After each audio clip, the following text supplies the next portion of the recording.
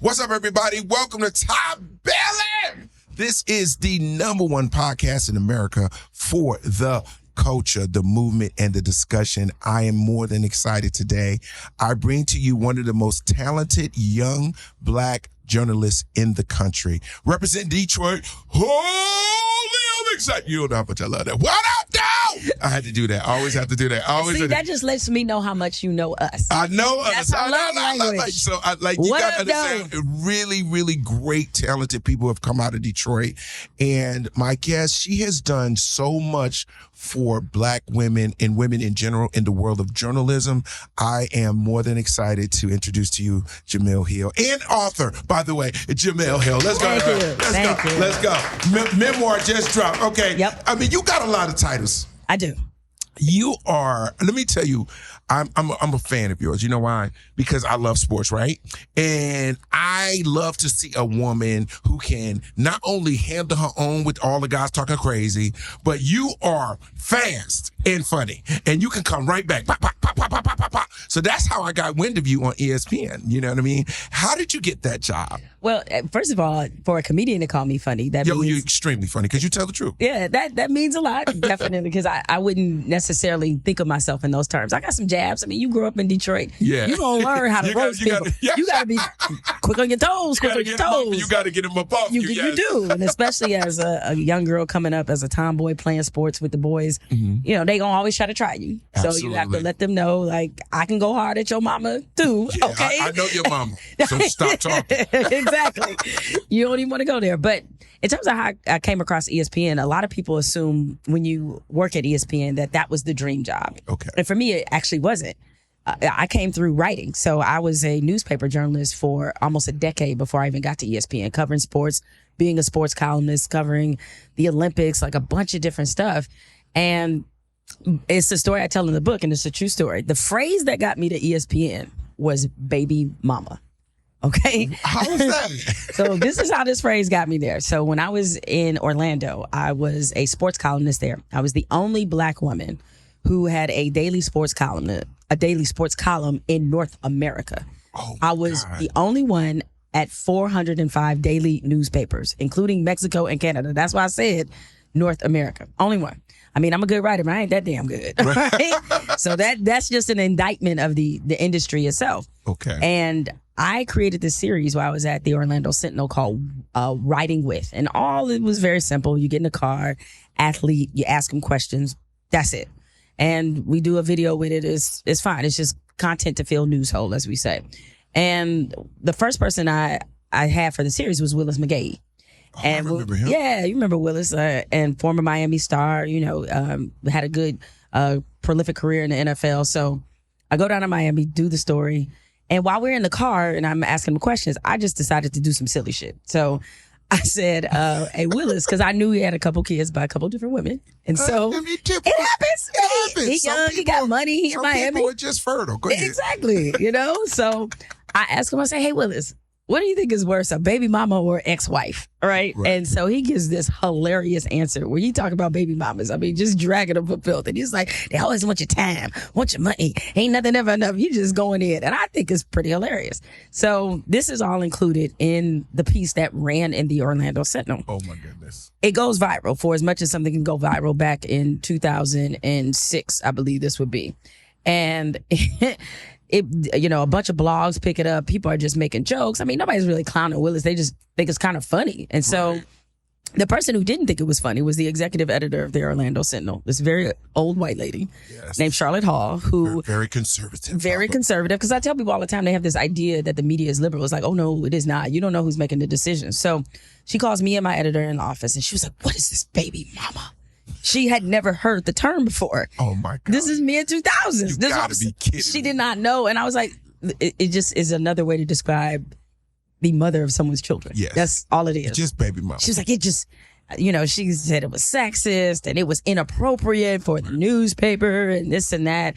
And I had to apologize for using the word baby mama. I didn't have to apologize publicly or anything like that, but I had to apologize. I wrote an email apology to her after she called us into the office.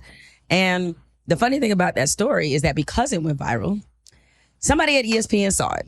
and a guy named Keith Cleanscales, who I love Keith Cleanscales. Yeah, you know Keith, right? That's my boy. And so Vibe magazine. Yes, from Vibe magazine. Just a boy, very respected in our business. Yes. And we just so happened to have a mutual friend, and he asked for a dinner introduction because he was going to be doing some business in Orlando since Disney, Disney is right there.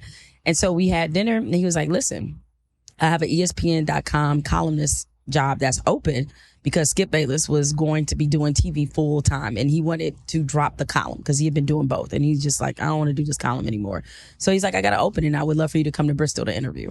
So I went to Bristol, interview, and the rest is history. All because of Baby Mama. But here's the thing that I want people to understand that don't know the world of journalism, right? Because it almost feels like you guys are anonymous unless you follow the paper or unless you're locked into your column or something, right? When you're in that world and say you got a great job at a great paper, is it like the jump from being anonymous to being on TV? Like, is that like a goal? Kind of, sort of, or no? So I came up during a different time where that was absolutely not the goal because, again, I went to school for print journalism. I wanted to write. My dream job was Sports Illustrated. That's where I wanted to be. That's the trajectory. That was the trajectory I saw for myself because I had a subscription as a teenager, obviously in college. Like, you remember those Sports Illustrated covers. I still remember when they were always prolific. They always were, right? That's where the writers went. Yes. And so, broadcasting, journalists who do both, who are multimedia, who are doing writing and broadcasting, that didn't really start to become a thing, like a real thing until somewhere around 2003, 2004, where I saw more of my print colleagues transitioning over. Of course, the sports reporters have been around forever. So you would see, Mitch Albom and Bill Rhoden and Brian Burwell and Ralph Wiley and, Dick Schaap, all those were newspaper guys, but they just did a Sunday show. Then next thing you know, a show like Around the Horn comes along where they're putting newspaper columnists on TV. I know. That's every dope, day. though. That was like when I was on MTV, they said like my job being a VJ was like a DJ being able to be on TV. So that's what I'm kind of... It's very similar. Very similar in that regard. So this was starting to be a thing, I think in part because a lot of us who were in print saw the money potential. Oh, yeah. And so when I decided to make the jump to ESPN, I was looking at the trajectory. In newspapers at that time, we kept hearing gloom and doom is coming. The internet was hot and heavy. Newspapers were still thinking it was a fad. And so people gonna always buy papers. Exactly. They would never stop having the real paper in their hand. And we had this running joke that you know what I'm saying? We had this running joke. We would say, I ain't seen a newspaper in 10 years. Man, hell, they don't even print them. I know. mean, they print like a couple times a week. I used to be a paper boy. I used to throw that mug. Boy, paper boys are over. Now you gotta throw an iPad. Say they didn't put out of business now. No, but like it was clear that the newspaper industry was shrinking. Right. And, you want to go to something that's growing. And ESPN.com, while not necessarily new, it felt cutting edge. And they had a section of ESPN.com called Page 2. Okay. Where Bill Simmons wrote for it, Hunter S. Thompson, Ralph Wiley, Scoop Jackson, all these really brilliant writers who wrote about that intersection of sports and culture. And they wanted me to write for that. And so, that's what I did. And the thing that happens at ESPN, you start off there doing one job and you look up and next thing you know, you're on radio, TV, all that stuff. I feel like you, in my world, when you cross my lens, I felt like you came in hot. And hot by, I mean, like on your A game, and I knew you were a star. Like, I was just like, this sister right here, I like her. I was like, I just like her there because I didn't see a lot of black females in the early 2000s in the sports world hanging with the guys and holding her weight eventually. A lot of times you kind of like, you knocked them off a little bit because I mean, I like to think so. I believe it. I witnessed a lot of great interviews and a lot of back and forth conversations. And that's where you earn your credibility when you're on your feet, when it doesn't feel like you're looking at the camera and getting your answers. When you are fluid with your conversation, that's what I like because I'm a big sports guy. But what people don't realize, like you're the real deal. Like you came from a very real city came up from humble beginnings and found your way, went to college. I understand as a child, you had a really tough time with your mom. I did. So this is what I talk about a lot in my memoir, Uphill, available wherever books are sold. Yeah, go Uphill. It's available. It's available, everyone. Amazon, all those good places, Barnes & Noble. So one of the things, you know this better than anybody. It's like people see this polished product, but they have no idea not only what it took for you to get here, but what you've experienced along the way. And one of the biggest traumas that I suffered as a child was that I had a mother who had a very severe drug addiction. My father also had a severe drug addiction. They weren't married, but he got clean before my mother did. Okay. He was addicted to heroin. And my mother, she tried a variety of different drugs, but painkillers were her main drug. She suffered a very traumatic sexual abuse when she was a child. And also, she was a survivor of a rape when I was about 6 or 7 years old. And all these things is what really engineered her drug use. And so as a child, to have to see that on top of the fact that we're growing up in poverty and having to navigate these very adult situations. So when people ask me, I'm just so amazed that you can hold your own on these particular stages. Oh, you built for the game. Exactly. And especially, the type of city Detroit is. So you add all those elements together. And while traumatic to have experienced it, it prepared me perfectly for this life. And you know what's so interesting? You said that because I had another fellow Michigan talent, Detroit native, Nico. Yes, Katz Tech. That's where he went. And Nico, his interview was really riveting for me because he needed every experience in his life, good and bad, and there was a lot of bad, just to become who he is right now. Like it was almost like he needed all the superpowers of trauma and this and that so that now he can be Nico, be in his skin, and be comfortable with it. It was just the most unbelievable journey for him. And I'm hearing very similar characteristics in your life because you have definitely navigated through things. Michigan State, you get to go to college, you do your thing, you love journalism, you're an extremely talented writer. You get thrust into what I see from the outside, a male-dominated sport of journalism. Mm-hmm. How hard is that for a young Black female to break through and be considered top 20, top 25. I don't know how we don't have rankings, Bill. I know, but you know what I'm saying? Not released every like in Monday. a nation, you know what I'm saying? Top journalist in the nation. Every week. Well, you said a word earlier that applies here, and that's credibility. Mm-hmm. So I think because I came up as a writer, that is what gave me the credibility. Stephen A. Smith also came up as a writer. I know. Yeah, and so writer and columnist, when you do that, that means you're in and out of locker rooms, you're covering events. I mean, I covered so much by the time I'd covered 2 Olympics. I'd done all these things, the NBA, the NFL, all these things by the time I got to ESPN, that was my training ground. So I knew the game, I knew the players, I had sources, all those other things.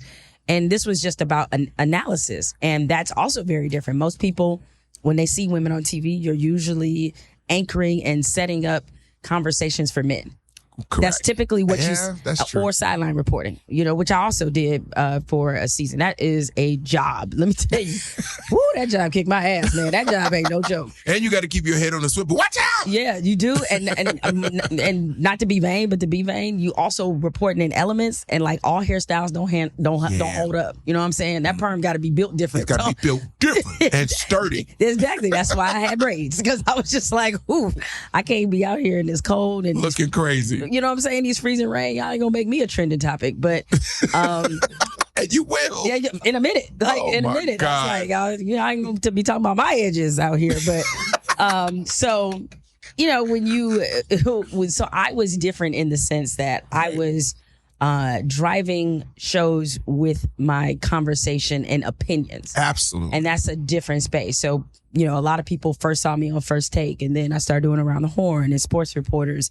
And of course, all of that culminated to Mike and I having our own show on ESPN when we did His and Hers, and then obviously eventually the 6 o'clock Sports Center. Now, here's one of the things about you that is sort of like a part of your brand is you tell the truth. And when you really feel when you're really passionate about something, you stand on yours. You do not run from the truth. And, you've had a couple of powerful tweets. You know what I'm saying? Because I follow you on Twitter. And, every now and then my phone screen will get cracked. So I'm like, she is not playing today. She woke up with the shits. Yeah, today. I do kind of wake up that way. So way. you wake up and you just come because you're in my top. So like whenever you post, I get like the top people. You're in my top, just so you know you're in my top. Ooh. So you on Twitter, like you definitely have like hit some hot topics and like some people say, oh my God. Do you feel that we are going backwards with freedom of speech, with everyone not being able to tolerate being questioned about an equality or oh my God, like this is just your opinion about it, deal with it? So this is what people need to understand about freedom of speech. Okay. What it actually covers. Freedom of speech covers you from government persecution. It does not cover you from people on Twitter coming from you. Absolutely. Okay, those are different things, all right? That's real life. Yes, exactly. It's like it doesn't protect you from a company wanting to distance themselves because of something that you said. It covers you from if you say, to hell with Joe Biden can't come after you. Cool. That's what it covers you from. So we need to be very clear about what that means. And I know that people like to talk about cancel culture and all that thing. I call it, in some cases, to be accountability culture. And because you have more people who can directly challenge, especially public figures, what they say, how they think, that people are letting them know in real time how they feel, right? Because it used to be, let's say with an athlete does something, says something, he might not find out people hate him for 4 weeks because of snail mail. You know what I'm saying? Right. Now they instantly. Just like, at such and such, you ain't shit. And then immediately, right? This is true. I mean, this culture right now is really interesting for me as a comedian. It's different. Because now, you got to be so crafty on what you say. But, think about it I 2-3 ask you times. this. Do you really feel like you have to, or is it that, because I'm sure, independent of however you think people feel now, just because times have changed, there's some jokes you told 20 years ago you probably wouldn't change now, that you probably wouldn't say now, would you? I probably not because they're offensive, but just because they might be played out. That's one of them, but then also too, like, can you say it that same way? Because now it feels to me like they want everybody to be at your grandmother's house. You know how you go to grandmama's house on Thanksgiving? Everybody watch their language when they at grandmama's house, but you go in the yard, you start cussing. Oh yeah, you get out with big cousin and start smoking weed and drinking. You like, let me tell you. But the internet initially used to feel like you could go outside and you could cuss. But now the internet has so much feedback, like you said, and it could get crazy, and then it could go viral. A tweet or a comment can build momentum. So now it's kind of like, okay, do I go hard, or do I just like leave it alone? I always have to, even when I post a video or I look at it 2-3 times, sometimes I'll be like, because it's funny to me. Right. I think I got flagged. They gave me a timeout. I got a couple times. You got a couple timeouts. They timed out Bill Bellamy on Facebook. Wow. It's an inappropriate attitude. Fix your face. What? They told me to stop. That ain't funny. They come in the back door and tell you, this is why we shut you down, because you said this and it's not indicative of our ethics. And I was like, that was a joke. So with you in journalism and sports, it seems like you guys have a decree or a accountability to what journalism is first, and then it's layers to then Jemele and then this and that, because like journalism is its own thing, and it has so much, like you said earlier, accountability and integrity about it, because you do your research, you know what you're talking about is based on facts, and then personality comes. Yeah, well, I do. Well, no, you're right. Ideally, that's how it goes, right? Ideally, in a perfect world. Okay. But I would say probably these days there actually isn't much accountability in journalism. Like the things that I see that are so inaccurate, or that's the way media frames things, I think is really kind of disastrous in most because cases. we assume everything that we read is true before we figure it out. Exactly. Right? And there's a rush now to be first. as opposed to being right. And that's kind of bad because, I mean, we see it all the time, especially when people die and they done killed that person about 10 times before it's actually official. And you're like, okay, the one thing that you used to know in this profession that was a no is you cannot get somebody's death wrong. It used to be the same in terms of spelling someone's name, something that similar. That's true. That was considered to be a very egregious error. Now I see mistakes and errors and typos and stories all the time, and it drives me crazy because it leads to a larger issue and accountability and fame. Once fame kind of made its way into journalism, it really changed the game. I mean, like at ESPN, they sort of ushered in the celebrity journalist because you couldn't help it. You're on such a big platform that it doesn't just become, the Nets stink. It's Jemele Hill said the Nets stink. Yeah. That they stink. So now all of a sudden it's my opinion. And I got to defend myself. Good or bad, and I got to defend whatever that is, or, who knows where that might go. And so it's a little different because when I came up in journalism, it was as a journalist, you were not supposed to be part of the story. Do you still love Not the case now. Do you still love just the art of journalism? Oh, I still love it. I mean, I write for The Atlantic as a contributing writer, and it's being able to cover sports from the perspective of the intersection between culture, race, politics, gender. Those are messy waters, as you know. It gets tricky. It gets tricky, it gets complicated, but I love digging into those complications. Much like probably any profession, what keeps you in it is obviously being able to creatively feel like you're in a good space. The other thing is it's always about the possibility, because journalism isn't perfect, but I know what it can be. And that's enough to keep my love for it very, very strong. So yeah, I still love it today as much as I did when I was in college and getting paid $30 a story to write a freelance story. Wow. I got a question for you. Since you really, really, really have navigated the sports world as a female very, very well, do you think now that politics has become such a category in the world of sports, do you think it is room for it, or do we have to navigate it in a way so we do not overcome what sports is about? Because sports is, originally I thought was just like, it's sports and that's what it is, but now people's voices are coming through sports. Soko. Yeah, no, I would say that sports and politics and race and gender have always mixed, and we have to remember that sports has created avenues for us to have much larger conversations in society or have them differently. Jackie Robinson, he integrated Major League Baseball in 1947. The Civil Rights Act didn't come until 1964. Okay, so that's way ahead of the curve. Jackie Robinson's presence got the country to think differently about integration.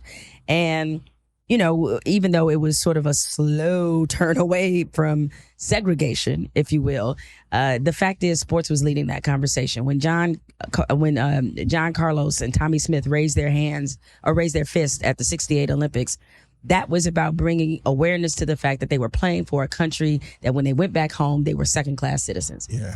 Muhammad Ali, same thing. This is when we have a conversation about war and respect and humanity and all of those things through the lens of sports. And so sports is a very powerful position because if you think about it, Bill, it's one of the few things we still do together. We're very segregated, right? We don't go to church with different races usually. Our dinner tables, pretty much everybody around it looks the same. But sports, we're here in Los Angeles, like you could be somebody who's a garbage man. You could be a woman who works at the bank. You could be a lawyer. You could be an actor. All y'all might have in common, y'all all Lakers fans. Yeah, I never thought of it like that. That's the beauty of sports. So I think it's more than appropriate for us to use sports as an opportunity to talk about things that are part of our regular society. And we also have to stop thinking that sports is happening in one universe and the rest of the world happening in another one. No, they're simultaneous. They're simultaneous, right? Yeah. This ain't the Matrix. They ain't like a red pill, blue pill. Like it ain't different, all right? So if there's institutional racism in society, yes, society includes sports. So we talk about it. If there's, you see what is happening with and has happened for years now, the lack of black coaches, black men in leadership positions. It is not well represented in corporate America. Why would it be any different in sports, right? Right. But they push the initiative, and it doesn't work. Sometimes it does. Stephen A. Smith, is very adamant about the coaching thing. We talk about it a lot. And like just letting up the conversation so people are aware of it. Right. Because a lot of times they just go with what they've been doing. Just the way it's been, the old system, the wheels are spinning. Why change the wheel, right? But I feel like this in my lifetime, in the last 15 years, I've seen a lot of change, just the way athletes are stepping out, and from Colin Kaepernick to CP3 and LeBron and Carmelo and different athletes that are just like saying, this is how I feel and I want to do something, right? Why isn't all the athletes doing something for Brittany Griner? Well, I feel crazy about it. I know the best thing that they can do is obviously keep saying her name. And I'm glad you brought that up because that's another way we can continue to not only pressure our own government to make a deal, and, at least based off the reports, a deal has been on the table, and they feel like, Russia is also receptive, a little more receptive to whatever deal that they have proposed.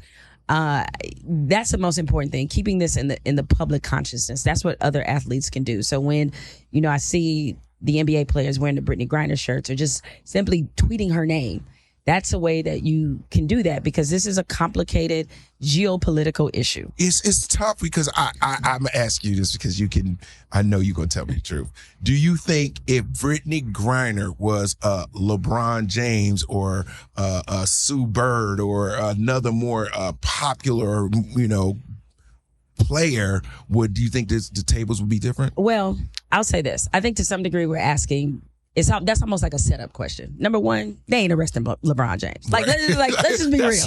They're not arresting LeBron James, okay? Not for a pin. It was like revenue. It's oil. It's not even anything. And by the way, let me just make this point.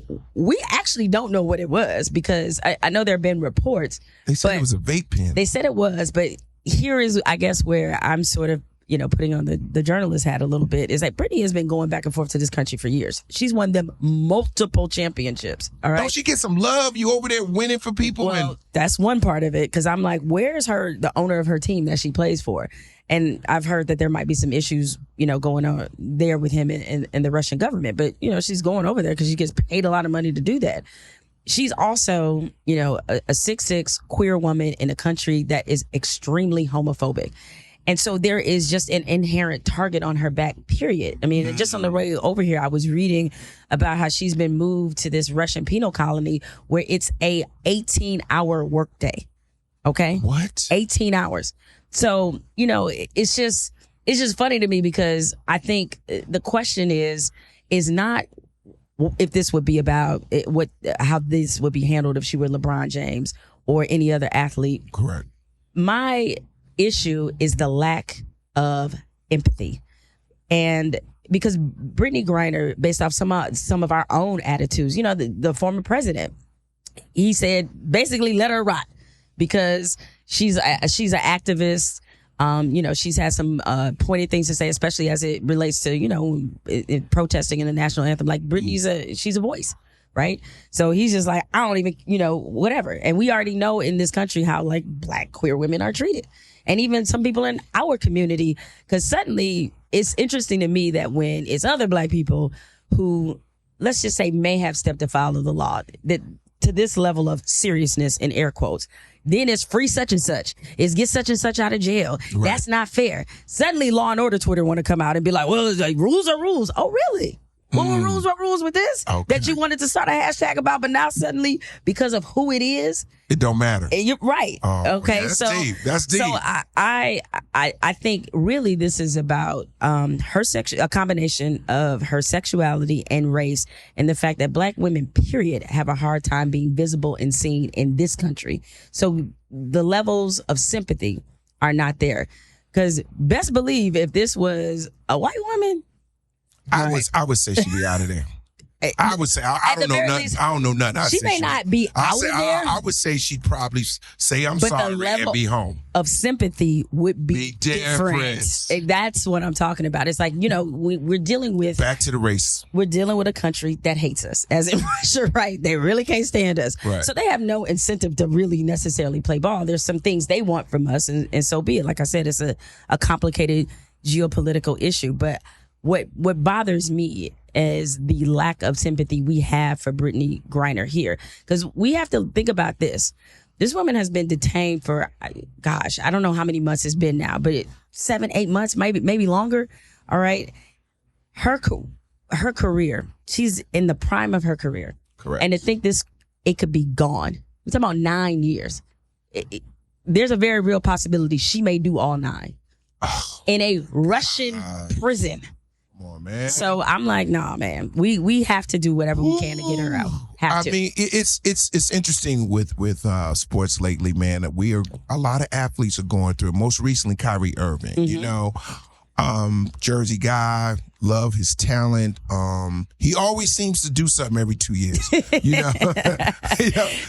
is that his? I think every 14 months, Kyrie like, I'm gonna do something. It just seems like that. Probably not, but in my eye, I'm just like, what Kyrie say this time, right? But this particular time, it literally caused a firestorm. It did. I mean, it was. So here's the thing.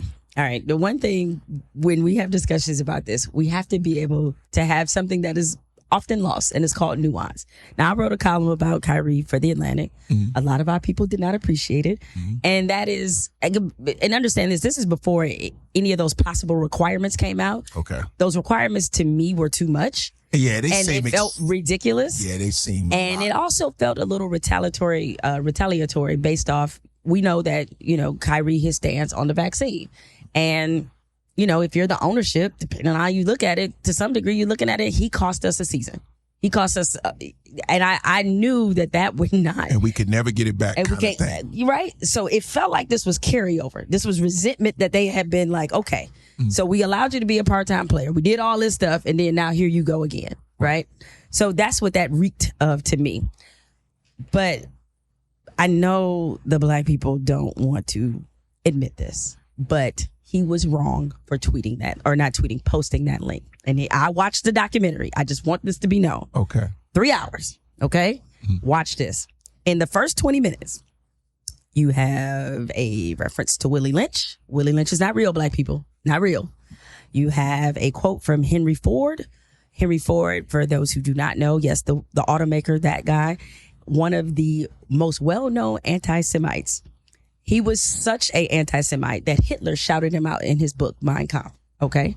Shouted out Henry Ford because he was a fan of his. He ran an independent newspaper in Dearborn, Michigan, which is right outside Detroit. All he did constantly was talk about and blame the Jews for literally everything. He wrote a 4-volume book about how much he couldn't stand the Jews. Okay. This is the quote in the movie. Again, this is just the first 20 minutes. Then there's a full screen where the header is the 6 ways in which the Jews have hid their true nature. Okay, this is a full screen. You could see it. I could pause it and show y'all. Number 5, 6 million people died in the Holocaust, which is called Holocaust denial. Now, on the bingo chart of things you cannot do, that is probably number 1 in the Jewish community. Right. So when people were coming at Kyrie and saying it's anti-Semitic, that's what they were talking about. Okay. Now, he never said how he felt about it, but just platforming it is dangerous. Correct. All right. And I understand that there are black folks who want to research their roots. I know there's a Hebrew Israelite movement. I totally understand that. There's nothing wrong with researching your roots. Nothing wrong with finding out what your origin story are. I mean, we're being in this country, a lot of us, most of us don't even know what it is. So I fully understand this idea. Exactly. I get it. But what should be a signal to you that maybe I got to rethink this is sometimes you got to see who's lining up next to you and who's supporting you and who's lining up behind you. A lot of the talking points that are in this documentary are the same talking points the KKK uses when it comes to talking about Jews. So if you find yourself in alignment with particular groups, get out of there. Get out of there. That's not the thing. And people have to understand too. And I'll say the story for this show is that. So I reached out to Kyrie privately because I don't want people to think I think he's a bad guy. I think he's actually a really good human being. Absolutely. He's very charitable. He cares. He made a mistake.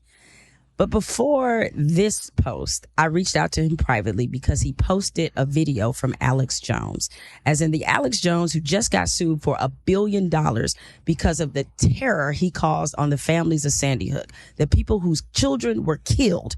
He ran around with this hoax and this complete fabrication that Sandy Hook wasn't real, that the children who died were paid actors. He was saying this on every platform. And he said this was the government's ploy to try to get people to, there was a government's ploy to come and take your guns. So he has been calling Sandy Hook a hoax for years. These people lost their children. Yeah, man, that was crazy. And that was like, if I'm one of those parents, I'm running up on Alex Jones, right? Absolutely. 100%. And he tormented these families forever. The level of hate, intimidation, the death threats that they got, that's why the court was like, run that $1 billion. Yeah, run it. You cannot post anything from Alex Jones. At all. Nothing. And I was like, bro, I promise you, I'm just looking out. Like, that might not be the thing because people are going to assume when you post it, you're aligned with it. Absolutely. And even though I learned from that, as a guy who, I'm mostly in the comedy vein of trying to make people laugh. I'm not trying to hurt people or, offend anybody. It really made me realize, like, I gotta know what I'm doing. Like, I gotta know. You know what I mean? I repost something and don't really pay attention and let it fly. You right, because whatever. Yeah, I'm responsible in a way. You're responsible, right? It's like even whether a retweet is an endorsement, as they say. Facts. Okay, especially when you got a big platform. When you got a big platform, they're gonna hold you responsible for everything. So even though, again, like Kyrie has made it very clear that he's on this search for knowledge. Him finding his indigenous roots, and I applaud that.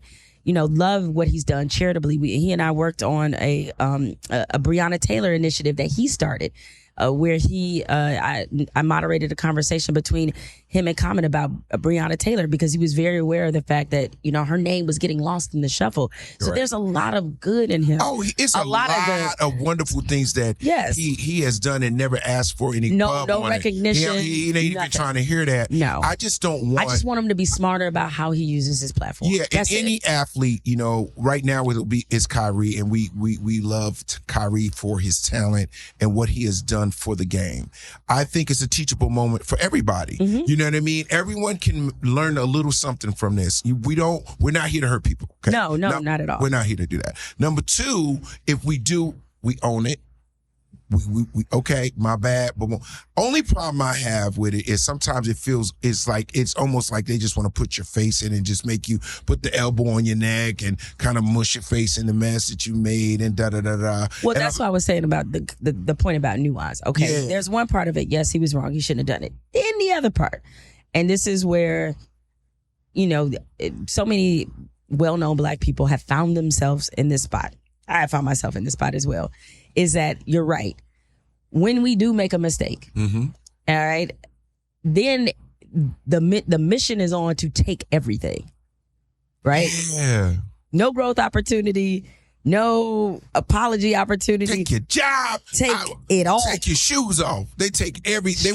They want to strip you down like to the bone and almost not even offer you an opportunity to apologize or to get better. You know what I mean? Like, we're all human. Everybody on this planet has made a mistake before in their lives, right? Or just said something out of place real fast. You was thinking, my God, I shouldn't have said that. I ain't even see the kids. How many times you been at your grandma's house? Oh man, I ain't see the kids sitting right there. Right? And you been cussing up a store. And that's just a fun way of saying what I mean. Like, oh man, dang, I ain't stepping little kid. My bad. That was an adult situation, right? No, you're so, right. Case in point, do you think it's even harder for women to say what they want in or is it like a double standard? Oh no, for sure. I mean, well, let's be clear. I would say if you're a Black woman, it's super double. It can be, and it depends a lot of times on what you're speaking out of. But if you're speaking out about something where, I'll just say, a black man may be at fault, it puts you as a black woman in a very precarious position because, we're aware, very aware, understand very intimately the issues that black men face, how they have been deemed threats of society from literally the womb. Black boys can't even be children. They come out and all of a sudden they have all these grown man things that are being heaped upon them by the society and just the way that they're treated. And we very much understand that. And when because I've run into this, personally, it's like when even my criticism of Kyrie by just saying he shouldn't have done it, right? Even just saying that, the number of brothers that been riding him, bitches calling me. They probably be in your DMs. Your DMs probably was on fire. My comments. You tripping. Yeah. Why you always Why you talking? You always against us. Man, look, Bill. I can only imagine. I've been called so many bed witches, biscuit eaters, mammies. They so mad at you. I don't know why the biscuits, though. I'm trying to figure that out. That's because you kind of thick. You know what I'm saying? No, but that's just what they... But that is actually a compliment. Because you know what I'm saying? You got a little bit of something. You got a little shape on me. They me. call you no ham, so you like with your biscuit. You got a little, because biscuits are lovable. First of all, biscuits are delicious. And they're fluffy. And they're fluffy. And they're I'm nice. not fluffy, but they are delicious. But it's apparently a I'm just teasing, by the way. I don't want to say nothing crazy and had a whole top billing staff throw me under the train. Now I got to apologize in 18 languages. Because I called Jemele Hill a biscuit. Okay, go ahead. It's a term.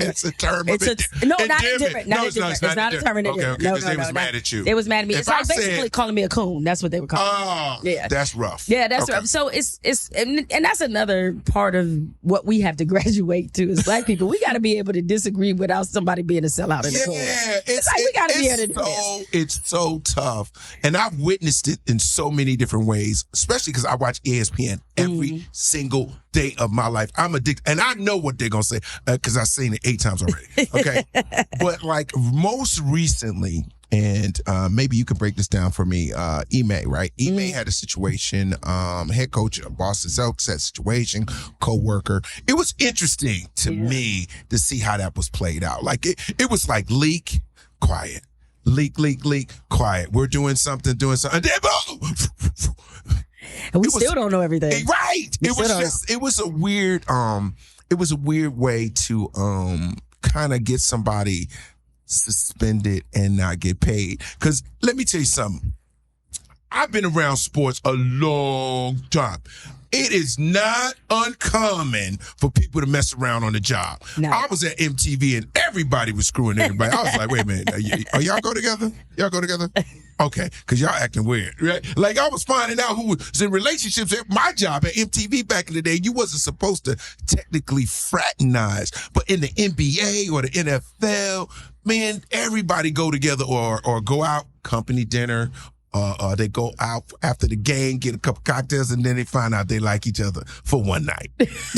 So they went together for one night? Yeah, they went together for one night. But what I'm saying, I'm joking, but the real part about it is not uncommon that there are work relationships, or sometimes they just become a real relationship and people actually get married, you know? Yeah, no, the tricky issue can be if somebody's a subordinate and somebody is a supervisor. Yeah. That's the tricky part. Now, I'm going to be real. At ESPN, there was a policy. There is a policy. I can't say was.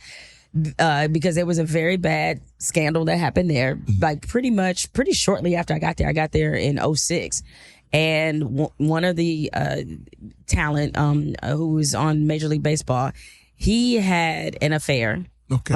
With someone who was very junior, like a production assistant level. Brand new. You're right. And he was bringing her on the road, right? And so people didn't needed help. People didn't know that, but he was also married. And what happened was it went so left that old girl showed up at his crib. And it was like a whole... Oh, that's left. Oh, it went left. Oh, like right? So after that blew up and it was all over, the Today Show, all in the New York papers, ESPN was like, all right, tell you what we're going to do. We're going to stop this. Well, to your point, when you're working with people, sometimes you can't stop that. But what they did tell people is that if you are involved with someone, you have to tell us. Okay. Right? Because if somebody needs to be moved, Like, hey, I know you were on Because this that's show. protection for ESPN. Right. It's not about they don't care about what's happening in your bedroom. They're thinking about how can we mitigate being sued. And the funniest, like when they disclosed this policy, the funniest thing happened they did it in a town hall meeting. I'm not gonna say who it was. Don't say no names because we don't want nobody in your DMs, please. No, but it was an ESPN talent that stood up where they were like, if you're seeing somebody, and they were like, I have a question. What constitutes seeing? And I fell out because they were like, my God. if you just get a if you got an ass, you know what it is. But the thing is, though, it's just like what the gist of the what they were trying to say is like, if you have a one night stand with somebody, you got to tell the company.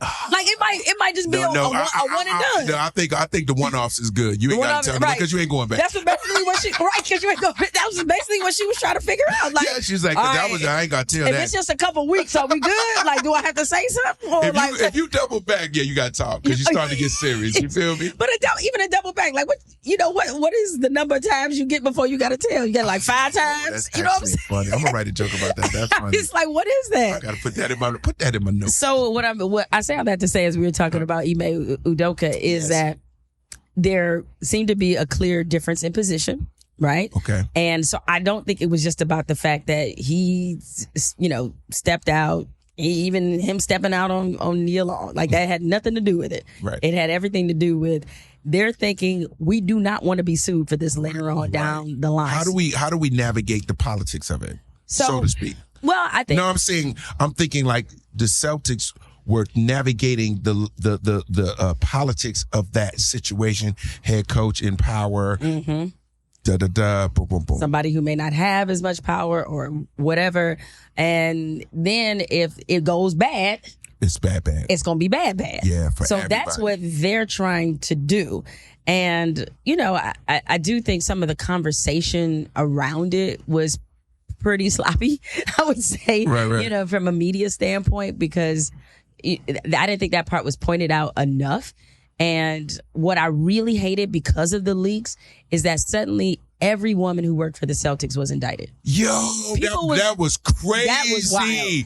I've never seen nothing like that. It was almost like they said every woman in the organization was her. Yeah. And so you walking around. They posted pictures of people. No! And I'm like just him being like. It was like Murder. You know how was it Murder? Murder, She Wrote? Murder, She Wrote. Or remember when they tried to find out who killed the person and they used to have it like be on a train? It's a movie. I can't think of it right now. And you got to pick out who the killer is. Oh, like Clue, like something like that. Yeah. Okay. Like Clue. Yes. Because it looked like every day they had a different lady face. They did. I was like, yo, which is horrible. I was like, he did all of them. No, I mean, I didn't know. I was like, man, it was like Tiger Woods. But the whole point is like suddenly you got women who just came to work minding their business. And what if you the new chick, you ain't even know about nothing, you come in and like, it was you. See what I'm saying? I just got here, my card don't even work. Swipe yet. Fling, fling. And they it might have been you, or even people up in there are various situations. You got married folks in there, like you come home, you messing everybody's house up for no reason. For no reason. They threw a grenade on the whole organization with that. That was not done. But speaking of, let's go back. I want to go back because you've had some interesting things in your life. Because you are, and still to this day, you getting in it with everybody. Because you gonna say what you gonna say. I'm gonna say. I love it about you because you ain't running. That's the Detroit in you. You ain't running from nobody. You had a situation. It's supposed to be like, it's sort of mythical, this beef with Chris Berman back in the day. And people don't talk about it. People don't know. How did it get to be such a beef? So, Chris Berman, as you know, is an avid ESPN watcher, legendary broadcaster. He's been there since the network started. Yeah. So Hall of Famer, all that. He deserves his flowers for that, for sure. But he and I, we got into a personal situation in the sense of when I was there, I think this might have been maybe like 2010, 9, somewhere in there. So the Lions were, this is when they had Ndamukong Suh, and he was the big star for them. The Lions were going to have Monday Night Football for the first time in forever. There was also a home playoff game that the Tigers had that same weekend. It was good. And then there was something else going on. It was a wonderful weekend in Detroit. Yes, right? Dream situation. You know what I'm saying? A banner weekend. And so Detroit was really going to be on the national map. So the NFL countdown producers came to me and asked me to voice over an essay trying to capture this moment that would appear on Monday Night Countdown. And I was like, all right, cool. And a friend of mine was on their production staff, and she told me that when they told Chris Berman that I was doing a voiceover for this show about, the city of Detroit, his exact quote was, "I don't want that Angela Davis shit in my show." That was the exact quote. And I was like, oh. And so when my girl came back and told me, crazy. I was like, oh, that's what we doing? That's what we doing. Okay. All right. I was like, but, I was like, I'm going to hold it. I'm not going to even run up on him. I'm just going to. You're going to let your temper stay about, because I know you got a low. You like a tea kettle. I bet you let it stay right there before boiling. Just let it hover for a minute. But you know what? I also understand sometimes the value of saving things for later. Okay. Right? So. Chess, not checkers. You see what I'm saying? You get it. I'm with you. So I let it ride. Right? I was like, okay, I let it ride. But it's in the back of my mind. And every time I saw him, I was like, woo, you just don't know. Then some time later, I'm not, maybe 3 or 4 years later, I'm on His and Hers, and Sports Illustrated is doing a piece about women navigating the ultra male, ultra white world of sports. And one of the things I talked about was that from a look standpoint, women are obviously judged much harsher. Sports dudes can be old and gray on TV and no one cares. Women, they're just going to hold us to a different standards, from the viewers to the people making the decision. And so what I said in the article was that no one cares that Chris Berman is balding on TV. That's what I said. Right. So, it's true. He's still working. He's still working. Like, no one cares. No one cares, right? So nobody's like, oh, goodness. Like a woman, she starts to age, they're going to be looking for her replacement. Let a woman hair start going on TV. Oh. She's going to be going, or they're going to throw a wig on it. They probably will throw a wig on it. They'll throw a wig on it. They're not going to let it sit there. But at the same time, different standard. Different standard. And when they do throw the wig on it, they'll be like, y'all looking for her replacement? Okay, all right. Just let us know.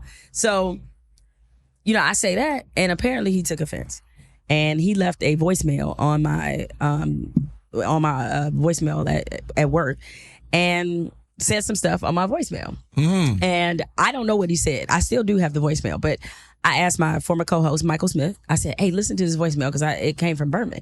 And he listened to it. He was like, "Sis, you don't even need to listen to this." And I was like, "Dang, it's like that." Because he went in. He's like, "What was the gist of it?" And he was like, well, he basically said that because of his stature at ESPN, that he could make life hard for you around here and even potentially get you fired. That was the gist of what he said. Yeah, I could imagine. Right? So then, I'm like, I'm going to still leave it there. Like, this is a beef between me and you. Like, all right, all good. I'll address it maybe the next time that I see you. Didn't get to be a next time. A couple days later, an ESPN executive who was over our show called me into her office and said, well, Chris Berman came to us and said that, he really didn't like something that you said in Sports Illustrated, and we just want to know, would you apologize? They want me to apologize for something. We have to, that. Bill, I just ain't cut like that. Okay, I ain't cut Detroit again. I ain't cut like that. Damn it, that Detroit. I ain't cut like that. You ain't cut for that. No, not for that one. So what I told her, not for that one, and this is I write it out even more detail in the book, by the way, for those listening. So. I told the executive, I was like, look, I got a voicemail from Chris Berman. Tell you what, you listen to it, and if you still think I should apologize after this, I will do that. Okay. But I'm thinking, ain't no way I'm apologizing. Like, it's just not happening. It's just not. I'd rather quit first. I'm not even kidding. Right. So I send her the voicemail. She listens to it. I love you. She calls me back in her office. I quit. I don't give a fuck. Basically, I was like, I'll be hungry. Okay. Be back in Detroit somewhere slinging these opinions on the corner and shit. I'll be damned. I'm going to do that. So the next day she calls me back in her office and she said, I listened to the voicemail and I'm sorry I even asked you to apologize because you threatening another colleague over some shit it really wasn't necessary. It wasn't even necessary. So after that, when I tell you Chris Berman was on my shit list, and I didn't even tell them about the Angela Davis shit. Like, I didn't even tell them, right? Because if it would have come back and said, hey, I'm going to still need you to apologize, I'd be like, boom. What about this Angela Davis? I'm putting a big joker down there. Drop the joker. I'm dropping the joker. Because he said that in the company of other producers, right? Document. And I know exactly who he said it in front of. And if he'd have tried to lie about it, I'd have got his ass, right? So I'm just like, okay. And so she didn't, and it went away. And after that, like Chris Berman, I mean, when I tell you this man did not exist to me, like we would be literally. You look like you could shut people out. it'd be over. Oh, it was over. I never speak to you again. I never planned on speaking. You're not even a spirit on this planet. Exactly. Like, you just know. Right. So the thing that changed, and this is a full circle.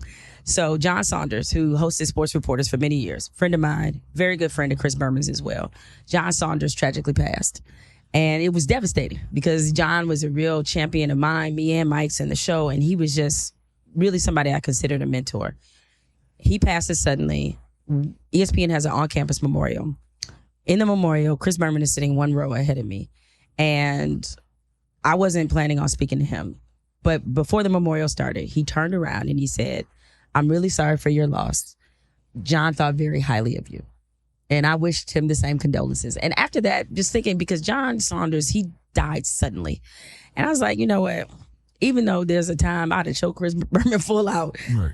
like, it's just not worth it. Right. You know what I'm saying? It's just like the animosity just isn't worth it. So I just kind of buried it that day. I was like, we good. It's fine. That don't mean we going to get beers together, anything like that. I'm good. But I'm good. Yeah. You know what I'm saying? And then, unfortunately, what happened after that was that Chris Berman's wife tragically passed away.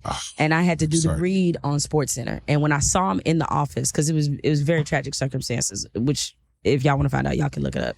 But when I saw him in the office, I said, man, I'm just really sorry that you have to go through this. And so I say all that to say that it taught me something about grace. Yes. Definitely taught me something about what really matters. Mm-hmm. And I could have continued that petty grief into the grave. Yeah. Would have had every right to, in many respects. Yeah, but you matured through it, though. I just matured through it. I was like, you know what? I'm all good, man. Like, you gonna have other battles, Jemele, because you don't play. What sign are you? I'm a Sagittarius. Yeah. You know what? Don't act like we just be starting shit, because that's not. But we will finish it. We will finish it. Oh yeah, we will definitely finish. This is what I want people to know about you in this interview. They only know one side of you. Like, they know that you are intelligent, you are witty, you are thorough. They don't know you have fun. Like, people don't know you don't have. They think I'm so serious. Yes. And I'm not. Yo, I got to party with you and your husband. We were out in Vegas at the Fat Joe. You go to concerts and have fun. Oh, yeah. No, and in that one, I didn't even expect. I don't think I found out until like an hour or so before. Me too, because I was shooting a movie there. I was shooting a movie. And so they were literally like down the street from my hotel. And so Fat Joe had texted me. He was like, "Yo, B, man, I'm coming to Vegas." I said, because he follows me, right? I was out there shooting Back to the Strip. And so he was like, "Yo, come pull up." So I was like, man, I had the night off too. It was like a beach party, a day party. I went, it was the most fun. Oh, it was so fun. And I think I saw it somewhere that he was going to be there. So I hit him up too. And I was like, yo, he was like, pull up. I was like, okay. If people would know the part that I got a chance to see, because I never partied with you and your husband before, and it was a bunch of us. Uncle Luke was there. Yep, Luke Noriega was there. It was like, it looked like an old school MTV Jams beach party. It was so much fun. No, we had a lot of fun, because I had come to town because I was actually going to see Anita Baker that night. In Vegas? In Vegas. So that's why I was there, to support, Detroit's own Anita Baker. And I don't know if you probably know this, Bill, but the one thing, in one of many ways Vegas has changed, you got to have about 4 gears. Like it used to be, because that day party done changed the game. The day party is literally the night party, and if you think you're going from that day party to something else, you're not gonna make it. You're not gonna make it. You might be able to get dinner. Yeah, maybe. Because the day party go too long. It go too long or too hard. You ever did them? You look like you do day parties twice a week. Yeah. If I do a day party, I can't. Because now, like, promoters want me to do day parties when I go into a city. I've done maybe 3. I can't do them. I can't do a day party, go hard, and then do comedy. And then function. Oh, yeah. No. My jokes be slow. I be dragging. No, I can't do it. No, and I realized, I was like, man, I ain't got that lever anymore, and so I could only really stay in Vegas comfortably about 72 hours. That's it. That's really about it. That's before the decline. You know what I'm saying? And so that particular day, because we went hard at the Fat Joe party. We went super hard. We on stage singing. They was drinking tequila like it was iced tea. I mean, that's my drink. I was getting after you, she was getting after it, bro. I was getting it after. Like, she was pouring my shots. I just drank. She said, Oh, she put... I finished it. She put it right back in there. I was on one, and so we left there. That was so much fun. Trying to make the transition. Trying to make transition to Anita. We're like, okay, we go back to the hotel, get a couple hours of sleep. 2 hours, please. So I wake up, and it's already an hour into Anita. No. But we scrambled. We rallied and got there. Right. So you got the last 8 songs. I got the best part. I got the last 4 songs, one of which she pulled me on stage. Oh, so you killed the game. Yes, it was the night Fat Joe was there, and I was looking at him like, what the heck? What didn't you drink that I drank? And you sitting here like Fat Joe looked like he had green juices. Like it looked like he do something because he's been on his health thing. Yeah. So I think he got green juices. He's probably been drinking green tea. Yeah, he's drinking green tea. We drinking the real stuff. We drinking the real stuff. He's probably drinking something else. But it was beautiful because, love Anita Baker. What she's meant to the city of Detroit is like immeasurable. We went backstage. We hung out with her. And she just was very gracious and very kind. And she's like, anytime you want to come to Vegas, just let me know. I think she's coming. I thought I heard she's got new dates. She got new dates. And I'm so excited. I know this might seem very weird to people given how much the culture has always loved her, but it feels like she's just understanding how much. People love her finally. How much? Yeah, because the love that Fat Joe showed her, Usher, Lil Wayne, because the night that we went, Lil Wayne and Fat Joe were there. So that was when Lil Wayne really gave her flowers too. And I think she is just now realizing what an icon she is. And I'm glad she's able to receive her flowers. You know what I mean? Because we lost so many amazing, talented, iconic legends in the last 15 years that to have Anita still with us, and now she's coming into another gear. And then I just recently read that Sade I think she on her way back. It's going to be lit. Let me tell 2023 going to be lit. I don't care where Sade is. I'm going. I'm going. It don't even matter what it costs. I don't care. I don't care. It's just like, all right, so we got to bust open that 401k. It is what it is. Let's get it. Yes. I saw her once with John Legend. Sade is amazing. Sounds just like the record. Just like the record, right? But I tell people, and I blame Beyonce for this. For a lot of people, Beyonce has ruined the concert experience. Why? Because I saw Beyonce walk on water. I'm not even playing. Yeah, I did. She too, did that. I was high. I think she really did it. No, she really walked on water? Dude, she did this. That's how she got Jay-Z. She was like, baby, I can walk on water. He would say, yeah, I know. Dude, I've seen her do some shit at a concert when I'm just like, what is happening? Her production is crazy. It's crazy. And so people that see her are expecting every performer to be that. Sade is a voice concert. She got a mean ass 2-step. And that's it's just voice. It's just voice. And energy. And energy. That's it. And vibes. You don't know if Sade is 30, 50, 60, 120. But you just know she fine. She done look the same for literally my whole life. My whole life. The same. Now, this before we get out of here, first of all, I want everyone to get her book. Uphill, a memoir, Jemele Hill. You are fascinating. And I just wish that you can just keep climbing, keep pushing the envelope, keep being a maverick for females in the game. We need you. Detroit loves you. What up, though? We have a fun segment on our show. It's not going to be too bad. No, I love it. It's called All Facts, and we usually ask our guests, we ask you a question. You got to tell the truth. Okay, I will tell the truth. Okay. All right. Who is the best basketball player of all time to Jemele Hill? Michael Jordan. Clean. Yeah. I mean, I know. No debate. No debate. Not to me. I tell these youngins now is that you had to have lived through it. Yeah, they don't understand. It's like y'all don't understand what it was like to see somebody. You've never seen a man stay in the air for a day. You know what I'm saying? Fixed himself a whole sandwich and everything. There's never been nobody else. Everybody got nicknames. Nobody else named Air yet. It was a cultural phenomenon. Who else named Air? Nobody. Because you can't stay up there. Okay, cool. Yes, Number 2. Michigan State will make it to the Final Four this year. Yes or no? Yes, because that's what we do. We rank 12th right now. So you want to put some money on that? What you want to do? Y'all gonna make it to the Final Four? We're gonna make it to the Final Four. You know how many Final Fours? I put 100 on it. All right, 100. Yo, it's documented. I put top billing on it. I'm gonna put it out right here. Hold on, so y'all can see. $100. We in the Final Four. I know you got it. You can cash at me. Hold on.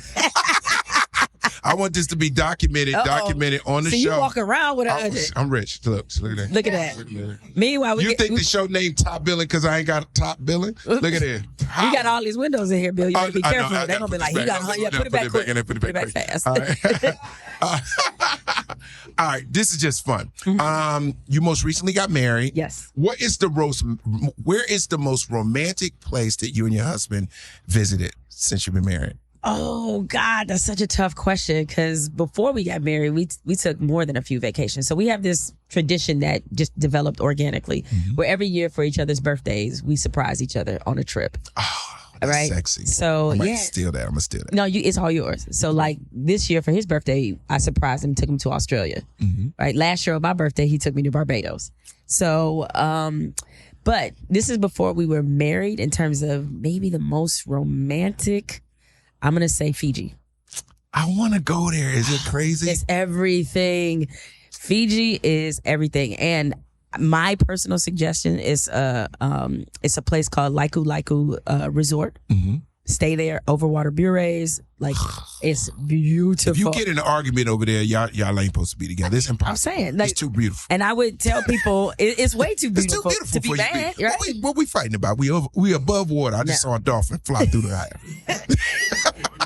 It's like the food was incredible, and it's like a very private, secluded island. And if you do go, there's a bar in the middle of the ocean called Cloud 9, and you could do a bunch of tequila and jump off the top of it. It's amazing. See, she living her best life. Yeah. Ladies and gentlemen, give it up for Jemele Hill. Go out and get her memoir, Uphill. It is available everywhere. You are a trailblazer, and we love you. One more time. Thank you. Only on Top Billin' can we do it like this, everybody. We get the #1 interviews here. We have people that are making moves, people are making differences, people that care. We are the culture. Top Billin'.